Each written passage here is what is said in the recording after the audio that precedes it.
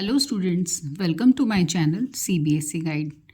आज हम क्लास 6 का सेकंड चैप्टर एनसीईआरटी बुक गणित प्रकाश, ये न्यू बुक लगी है स्कूल्स में, अब यही फॉलो होगी। उसका हम चैप्टर 2 कंटिन्यू करेंगे और हम पढ़ेंगे एंगल्स के बारे में।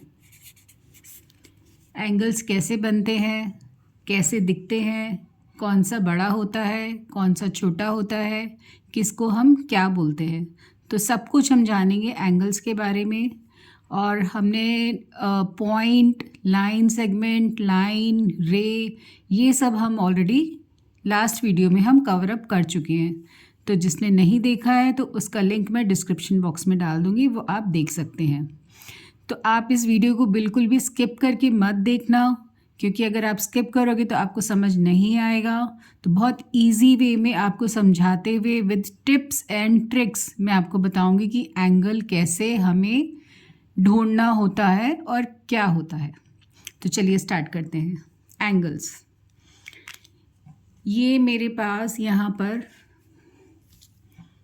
2 स्टिक्स हैं, ये अलग अलग हैं, लेकिन जब मैं इनके एंड्स को, एक एंड ये है, एक एंड ये है, और दूसरे स्टिक का एक एंड ये है, एक एंड ये है, जब मैं इन दोनों को ऐसे जोड़ देती हूँ तो ये बन जाता है angle.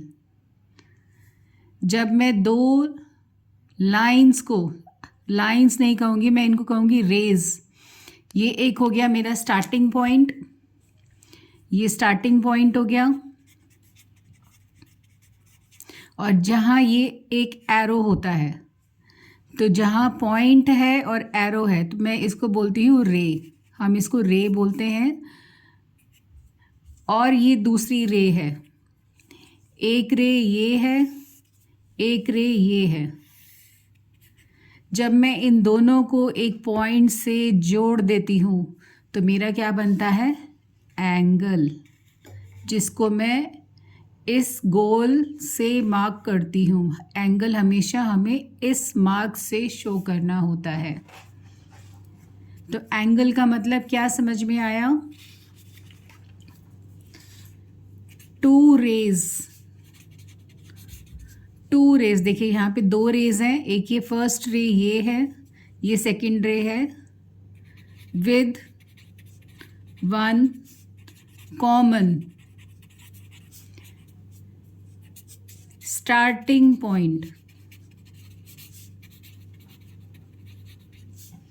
is called an angle। तो 2 रेज, ये 2 रेज हो गई। रे का क्या मतलब है, अगर किसी को नहीं पता तो मैं वो भी बता देती हूँ। एक पॉइंट, हमने एक लाइन बनाई जिसका एक स्टार्टिंग पॉइंट है और एक तरफ एरो है, तो हम उसको बोलते हैं रे। एक तीर की तरह दिखता है, जैसे तीर हमें छोड़ना है, कोई एरो है तो उसका एक स्टार्टिंग पॉइंट है and this is the arrow, तो इसको हम बोलते हैं रे। तो ये रे की पहचान है, डॉट एरो। तो जब यही डॉट और एरो और इधर सेकंड रे का डॉट एंड एरो हम ज्वाइन कर देते हैं विद 1 पॉइंट, उसको हम बोलते हैं एंगल। तो एंगल के अंदर क्या चीज़ें होती हैं हमारे पास? एंगल के अंदर इनको हम बोलते हैं आर्म्स। ये एंगल के आर्म्स हैं, एंगल के हाथ हैं ये। और ये जहाँ इस पॉइंट को हम बोलते हैं वर्टेक्स, जहाँ पे हमने इनको जोड़ दिया, इसको हम बोलते हैं वर्टेक्स, इस पॉइंट को। तो 2 rays with 1 common starting point is called an angle. An angle has 2 arms, उसके 2 आर्म्स होते हैं, एंड अ कॉमन पॉइंट, जो कॉमन पॉइंट है इज कॉल्ड वर्टेक्स, उसको हम वर्टेक्स बोलते हैं। तो ये इसकी डेफिनेशन है जो हमें ध्यान रखनी है। तो अब कैसे कैसे एंगल्स बनते हैं, कैसे हम, देखिए ये हमारे पास एंगल है। अब एंगल तो हमने पढ़ लिया कि एंगल ऐसे बनता है, पर एंगल छोटा भी हो सकता है, बड़ा भी हो सकता है, तो कैसे पता लगेगा? अब अगर इस एंगल को हम ओपन कर दें तो देखो ये पहले से बड़ा हो गया। अगर हम इसको ऐसे क्लोज कर दें तो ये पहले से छोटा हो गया। तो हम एंगल्स को कंपेयर कर सकते हैं या हम छोटा बड़ा कर सकते हैं। कैसे? उसकी रोटेशन देख के। रोटेशन, मैंने एंगल को क्या किया था? रोटेट किया था। देखिए ये मेरा एंगल है, ये हो गया छोटा, ये हो गया बड़ा। तो ये मैं क्या कर रही हूँ? रोटेशन, आर्म्स की रोटेशन कर रही हूँ। तो जब आर्म्स रोटेट होती हैं तो एंगल छोटा या बड़ा हो जाता है। तो मोर रोटेशन मीन्स लार्जर एंगल। तो आपको क्या ध्यान रखना है? रोटेशन से क्या पता लगता है? More rotation means larger angle. Less rotation means smaller angle. तो ये ध्यान रखना है कि हम एंगल्स को कैसे छोटा बड़ा देख के बता सकते हैं। स्टूडेंट्स, अब मैं आपको कुछ ऑब्जेक्ट्स दिखा रही हूँ और आप उसे विजुलाइज कर पाएंगे कि हमारे एंगल्स कैसे कैसे बनते हैं। देखिए ये मेरे पास है एक सीज़र। इस सीज़र को जब मैं ओपन करती हूँ तो देखो ये बना एंगल। देखिए यहाँ से आपको दिखाई दे रहा होगा, ये बना एंगल। इसकी दो आर्म्स हैं, 1 2, और ये कहाँ से जुड़ा हुआ है? इस पॉइंट से। तो हम इसको बोलेंगे वर्टेक्स, और ये हमारी आर्म्स है एंगल की। और एंगल कहाँ बना? एंगल मेरा बना यहाँ पे, ये मेरा एंगल बना। तो आई होप आपको ये क्लियर है कैसे एंगल बना। हमारा एंगल यहाँ भी बन रहा है, देखो ये, और ये आर्म्स है और ये इस वर्टेक्स से जुड़ा हुआ है। तो मेरा एंगल यहाँ भी बन रहा है। मैंने इसको रोटेट किया, एंगल हो गया बड़ा। अब मैं इसको और छोटा करूँगी, रोटेशन कम किया तो एंगल हो गया छोटा। आई होप आपको ये क्लियर है। अब एक और देखते हैं हम। ये है स्टेपलर। मैंने इसको ओपन किया, देखो ये एक आर्म बना, ये एक आर्म बना, और ये जो पॉइंट है जहाँ से ये जुड़ा हुआ है उसको हम बोलेंगे वर्टेक्स, और ये मेरा बन गया एंगल। ये एंगल बना। ये देखिए एक स्पेक्स है। अब यहाँ पे एंगल कहाँ बनेगा? ये देखो आपको नज़र आ रहा होगा, ये एक आर्म है, इसको हम आर्म लेंगे और एंगल कहाँ बना? यहाँ। तो स्टूडेंट्स आई होप आपको ये क्लियर है कि एंगल कैसे बन रहा है।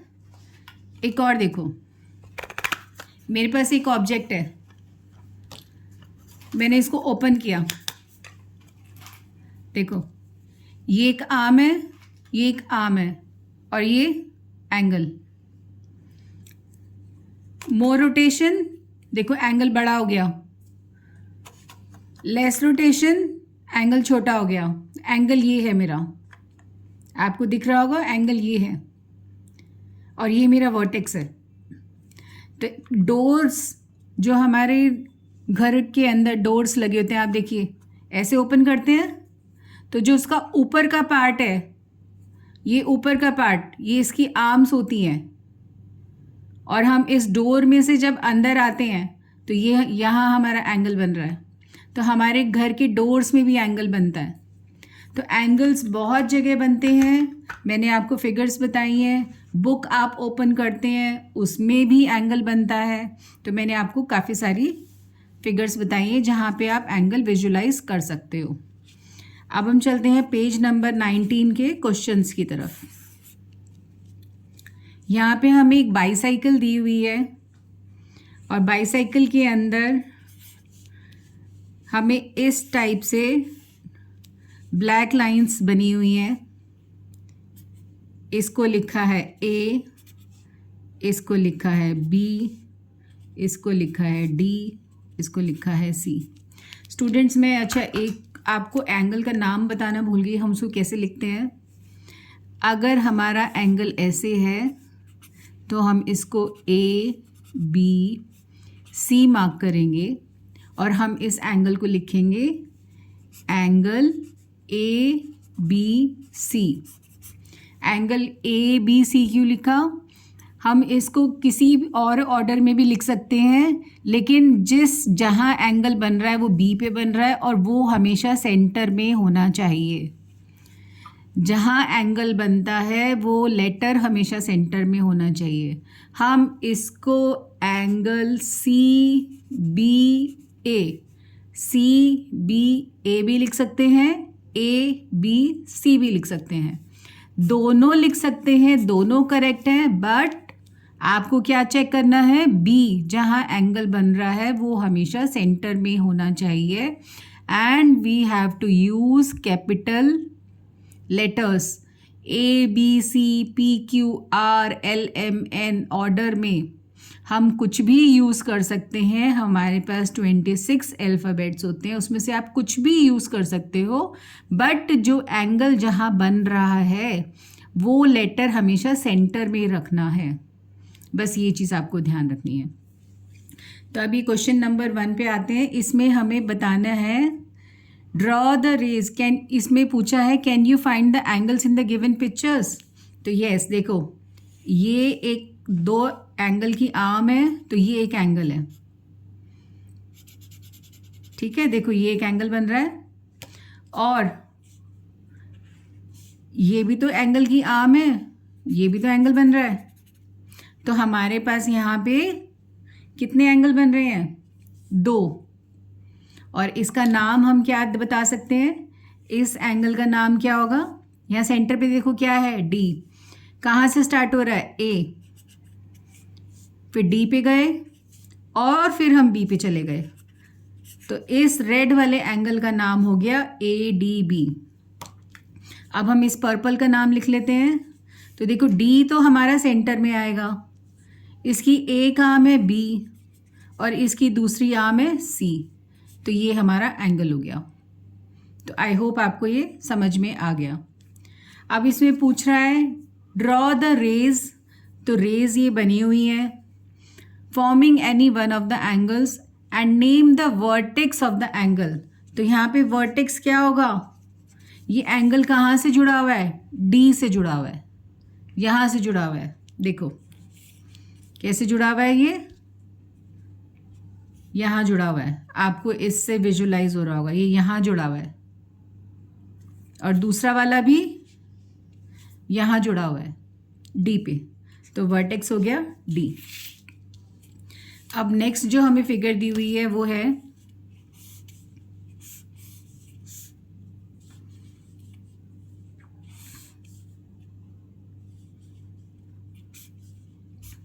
ये इस टाइप की फिगर है कुछ। अब वो पूछ रहा है कि इसके अंदर एंगल हमें रेज, कोई एंगल बन रहा है? हाँ बन रहा है। वो क्या है? यहाँ देखो ये एंगल बन रहा है, यहाँ पे ये एंगल बन रहा है। तो आर्म्स क्या है इसकी? इसको नाम दे दो पी क्यू आर। तो आर्म्स क्या हो गई इसकी?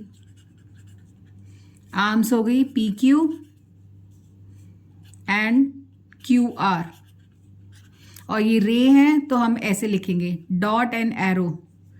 तो पी क्यू या क्यू पी, यहाँ से ले लो क्यू पी लिखो इसको, क्यू पी और क्यू आर। क्यू पे डॉट है, रे पे डॉट पहले आते तो इसलिए हमने क्यू लिखा। तो Q P and Q R. अब वो पूछ रहा है रेज बन गई है, अब इसका वर्टेक्स क्या है? क्यू। कहाँ जुड़ा हुआ है वो? क्यू से जुड़ा हुआ है। तो स्टूडेंट्स आई होप आपको ये क्लियर है। यहाँ पे हमारे पास और भी एंगल बनते हैं, हमारे पास यहाँ भी एंगल बन रहा है, हम ऐसे भी बना सकते हैं। तो एंगल्स बहुत सारे हैं, एक हमने बता दिया। अब हम चलते हैं क्वेश्चन नंबर 2 की तरफ। इस फर्स्ट फिगर में 2 फिगर्स और हैं। एक स्टेयर ऐसे करके सीढ़ी बनी हुई है,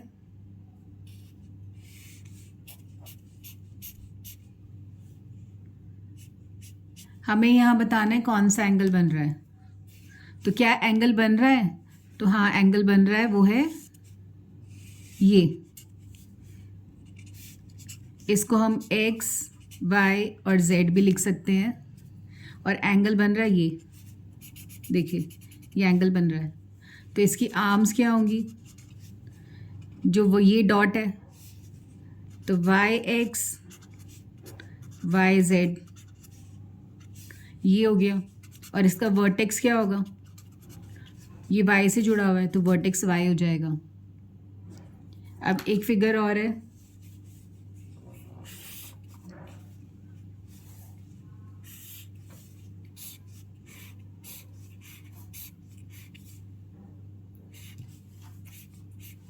इस टाइप की फिगर है।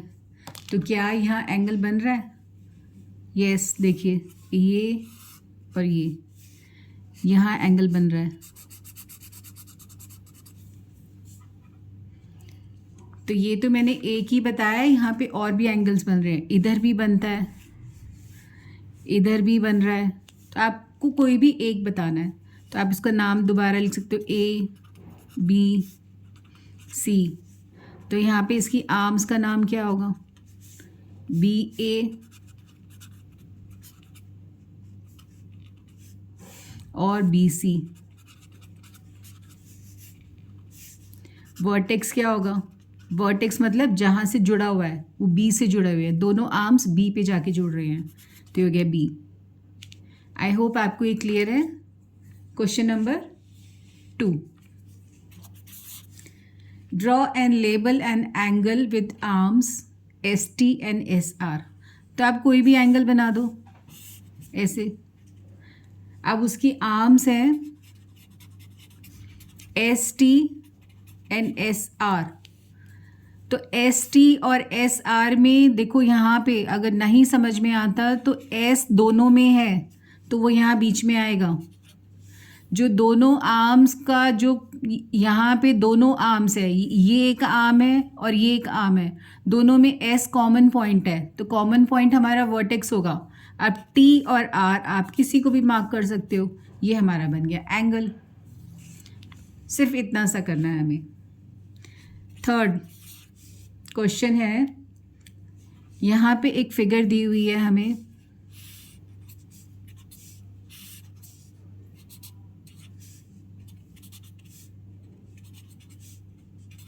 ये फिगर है। वो पूछ रहा है explain why angle A P C can not be labelled as angle P.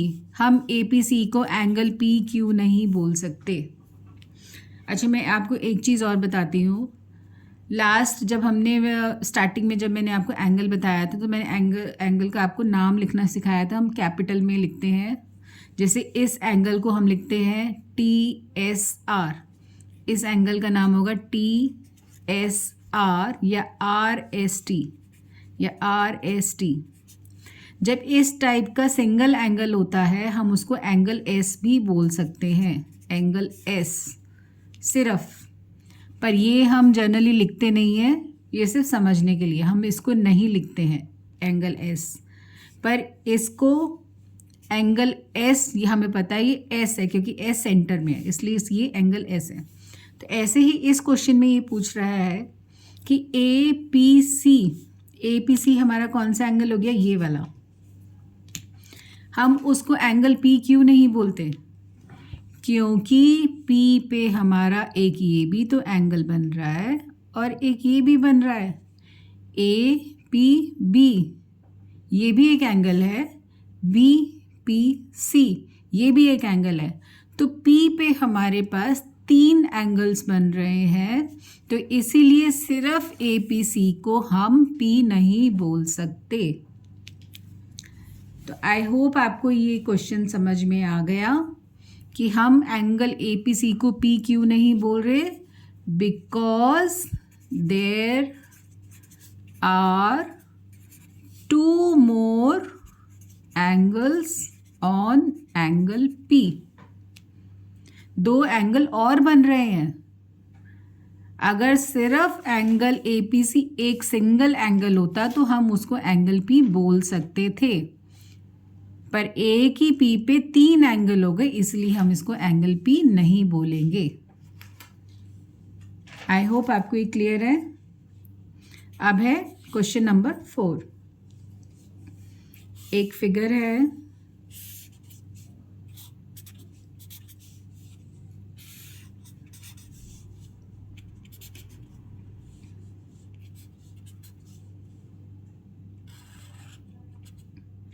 वो कह रहा है इन एंगल्स का नाम बताओ। तो हमें किसका नाम बताना है, एक तो देखो इसका, तो ये कहाँ बन रहा है, टी पे, तो आप इसको 1 मार्क कर लो एंगल, इसको 2 लिख लो, क्योंकि नहीं तो हमें पता ही लगेगा हम किसका नाम बता रहे हैं। तो हम एंगल 1 का नाम बता रहे हैं, तो ये टी पे बन रहा है, तो हम टी सेंटर में लेंगे। अब टी से एक आर्म जा रहा है इसका आर पे, और टी से एक जा रहा है क्यू पे, तो ये हो गया इसका नाम।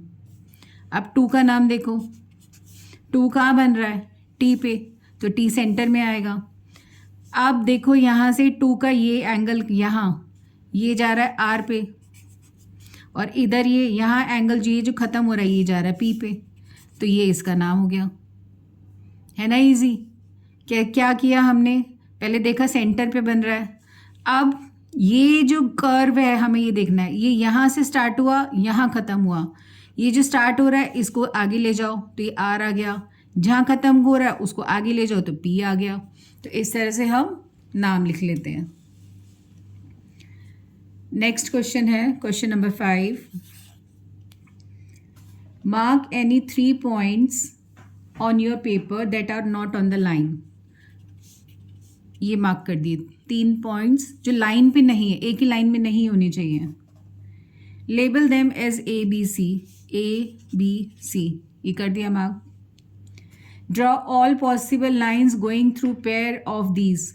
तो हमें यहाँ पे 2 पेयर से 2 पॉइंट से लाइन बनानी है। एक ये बनी, ये 2 पॉइंट्स A एंड B हो गए, B एंड C हो गया, A एंड C हो गया, तो ये बन गया। How many lines do you get, तो वी गेट 3 लाइन्स। तो जो क्वेश्चन जैसे जैसे पूछा हम वैसे वैसे करते जा रहे हैं। तो we get 3 lines. Name them, तो लाइन्स का नाम क्या होगा, AB, BC, CA। AB, BC, CA, क्योंकि लाइन बोल रहा है तो हमें एरो भी बनाना है, तो ये हो गया उनका नाम। How many angles can you name using A, B and C। अब हमें एंगल्स बताने हैं, तो हर जहाँ पे 2 लाइंस मीट करेंगी वहाँ एंगल बनेगा। देखो एक ही लाइन है, एक ही लाइन है, दोनों यहाँ मीट कर रही है A पे, तो इस एंगल का नाम क्या होगा, ये कहाँ बन रहा है, A पे, इसकी एक लाइन कहाँ जा रही है, B पे, यहाँ से एक लाइन कहाँ जा रही है, C पे, तो ये इसका नाम हो गया एंगल 1। इसको ऐसे लिख दो एंगल 1। अब B पे जो एंगल बन रहा है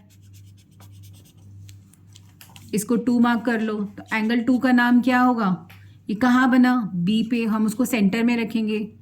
B से एक लाइन कहाँ गई, C पे, B से एक लाइन गई A पे, तो ये B का नाम हो गया।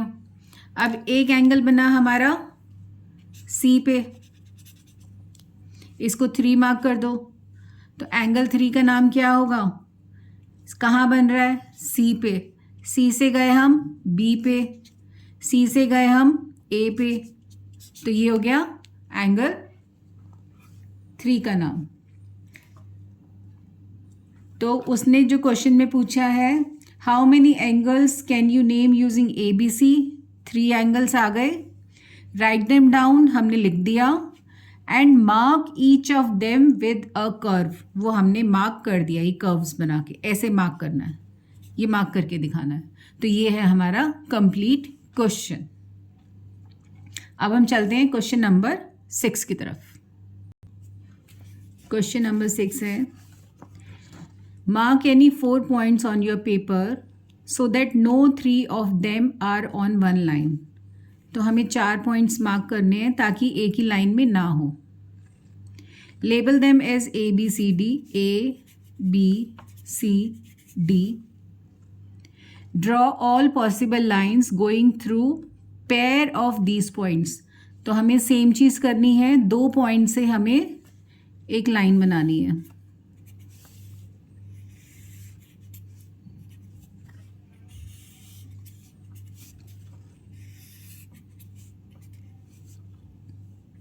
अब देखो ये तो बन गई, BD पे भी तो एक लाइन बनती है और AC पे भी लाइन बन रही है हमारी. हमें 2 जोड़ने हैं ना, तो ये क्रॉस में भी तो जुड़ेंगे. लाइंस बन गई. तो अब वो पूछ रहे हैं how many lines do you get. तो ये 4 तो हमारी पर्पल है, 2 रेड है, तो टोटल वी गेट 6 लाइंस. तो वी गेट 6 लाइंस. अब नेक्स्ट पूछ रहा है नेम देम. अब लाइंस को नेम करना है. तो पहला था हमारा AB, फिर आया BC, फिर आया CD, फिर AD या DA. लाइन को हम कैसे भी लिख सकते हैं. फिर AC और फिर BD. ये हमारे लाइंस के नाम हो गए. How many angles can you name using ABCD? Write them all down and mark them each with a curve. तो हमारे पास देखिए एंगल बहुत सारे आएंगे यहाँ पे. तो मैं आपको कुछ बता रही हूँ, बाकी आप ट्राई करना. ये एक एंगल है, ये दूसरा एंगल है. मैंने एंगल्स को अलग अलग कलर से कर दिया. और ये तीसरा एक एंगल है पूरा बड़ा. तो यहीं पे 3 एंगल हैं. 3 यहाँ आएंगे, 3 यहाँ आएंगे, 3 यहाँ आएंगे. तो मैं आपको एक का नाम लिख के बता रही हूँ, बाकी का आप खुद लिखोगे. मैं सिर्फ आपको कलर करके दे देती हूँ कि कौन कौन से एंगल्स हमारे बनते हैं. तो फिर आप एक का मैं आपको नाम लिखना सिखाऊंगी, बाकी का आप खुद ट्राई करना. देखो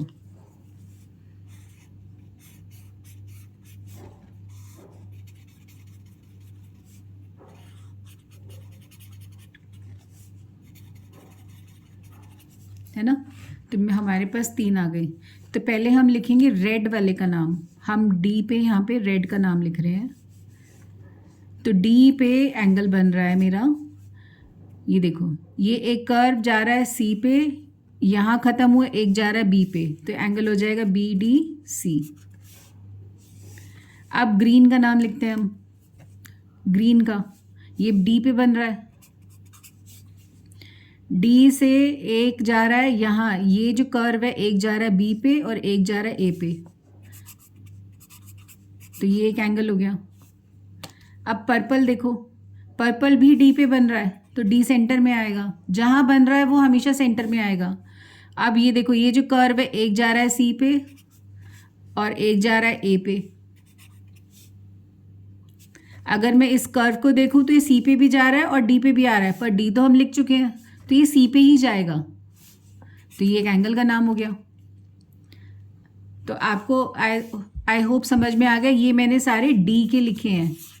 ऐसे ही आपको C के लिखने हैं, ऐसे ही B के लिखने हैं और ऐसे ही A के लिखने हैं. तो ये सारे नाम आपको लिखने हैं. मैं आपको एक बार दोबारा बता देती हूँ. जब हमारा एंगल बनता है, तो अगर मैंने इसको लिखा B, इसको लिखा A और इसको लिखा C, तो ये जो मेरा एंगल है, ये एंगल, तो इसका एक पॉइंट, इस कर्व का एक पॉइंट जा रहा है C पर और एक जा रहा है A पर. हमें इस तरह से नाम लिखना होता है। तो बी पे एंगल बन रहा है और एक जा रहा है सी पर और एक जा रहा है ए पर, तो ये इसका नाम हम ऐसे लिखते हैं। तो स्टूडेंट्स हमारी एक्सरसाइज यहीं पे ख़त्म होती है। अब हम चलते हैं अपने नेक्स्ट कॉन्सेप्ट की तरफ, जो है कंपेयरिंग एंगल्स। तो एंगल्स कैसे कंपेयर कर सकते हैं, अब हम पढ़ेंगे कंपेयरिंग एंगल्स। तो एंगल्स हम कैसे कंपेयर करते हैं, हम वो तरीका जानेंगे। तो पहला तरीका है सुपर इम्पोजिशन। सुपर इम्पोजिशन मतलब एक दूसरे के ऊपर रखकर। देखो, ये मेरे पास एक सीजर है, ये इसका एक एंगल है। ये मेरे पास दूसरा सीजर है और मैं जब इसके ऊपर ऐसे रखूँगी तो देखो ये दोनों एक दूसरे को मैच कर रहे हैं, एक दूसरे के ऊपर सुपर इम्पोज हो गए हैं और ये दोनों एंगल्स इक्वल है। अगर मैं इसको ज़्यादा खोल दूँ तो नीचे वाला क्या है, छोटा, ऊपर वाला क्या है, बड़ा। अगर मैं इसको और छोटा कर दूँ तो नीचे वाला क्या होगा, बड़ा, ऊपर वाला क्या होगा, छोटा। तो सुपर इम्पोजिशन एक तरीका है एंगल्स को कंपेयर करने का, ये पहला तरीका है। दूसरा तरीका क्या है, सिर्फ देखकर हम बता सकते हैं एंगल छोटा या बड़ा। कैसे, आपने कभी एनिमल्स को देखा है,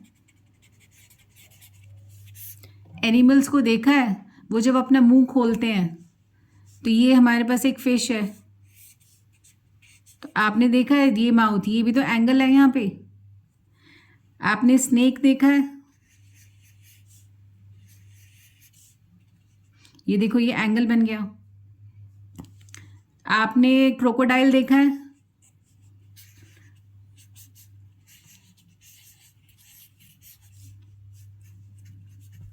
तो ये उसका देखो माउथ, तो ये भी तो हमारा एंगल है।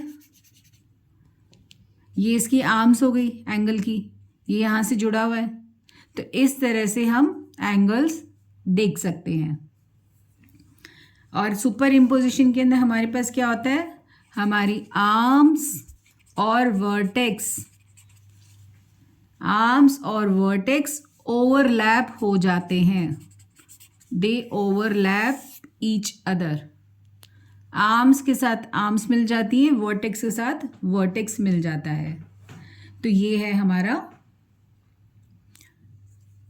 सुपर इम्पोजिशन का तरीका। तो इसमें क्या होता है और दूसरा है हम देख के बता सकते हैं। अब हम इसमें हमारे पास पेज नंबर 23 में कुछ फिगर इट आउट हैं, 3 फिगर इट आउट है, हम ये डिस्कस करेंगे। चलिए अब हम देखते हैं फर्स्ट हमारा क्या है पार्ट।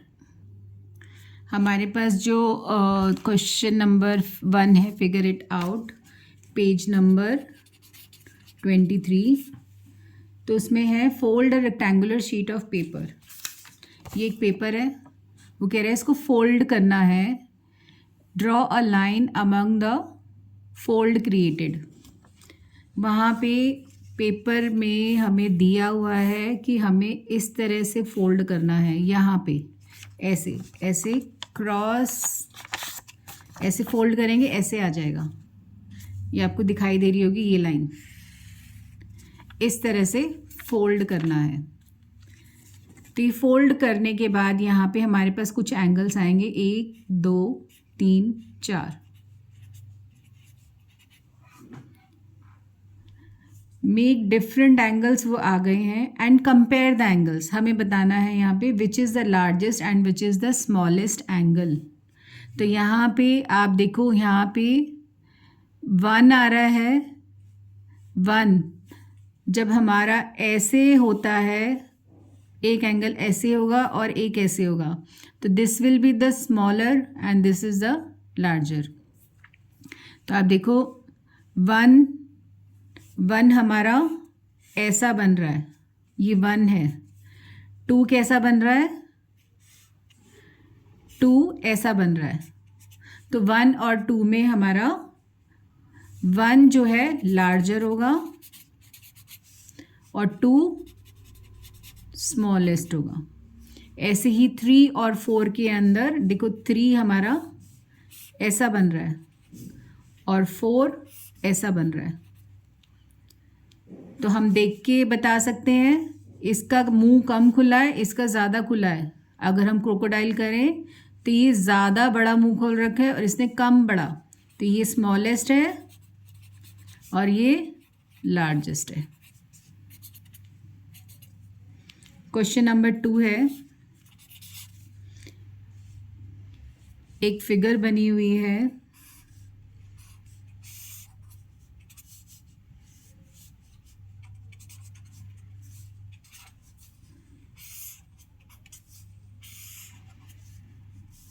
ये y है, ये x है और ये a है। In each case determine which angle is greater and y। वो पूछ रहा है angle AOB and angle XOY में कौन सा ग्रेटर है।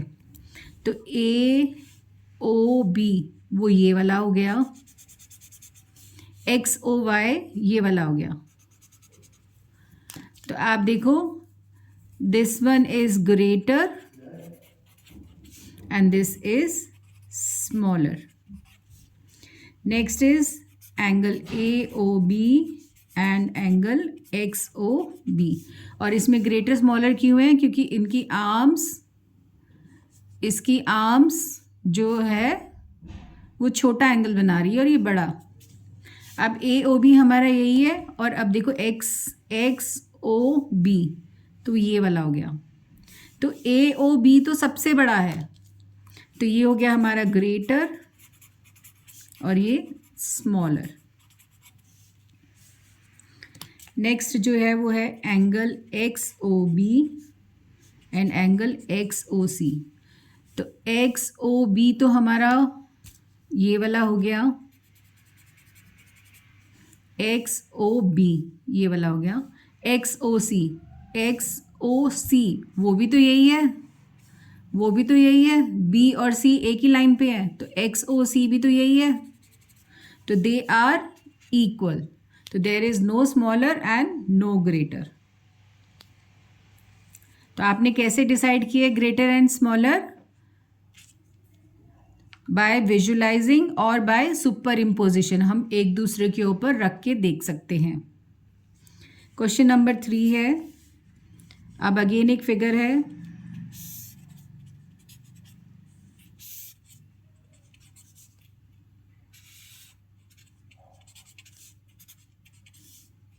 ये एक फिगर है। अब वो पूछ रहा है angle XOY and angle AOB, इन दोनों में से कौन सा बड़ा है। XOB मार्क कर लेते हैं। XOB तो यहाँ तक है। AOB यहाँ तक है। तो कौन सा बड़ा है? तो आप देख रहे हो कि XOY था, XOY यहाँ तक है, ये वाला।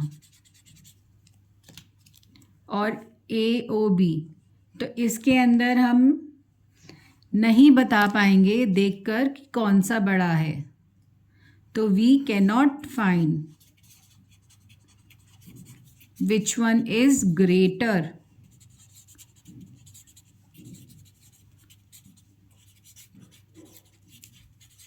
क्योंकि सुपर इम्पोज करने से दोनों ही ऑलमोस्ट इक्वल आएंगे, बहुत ही माइनर डिफरेंस होगा, तो इसलिए हम इसको नहीं बता पाएंगे।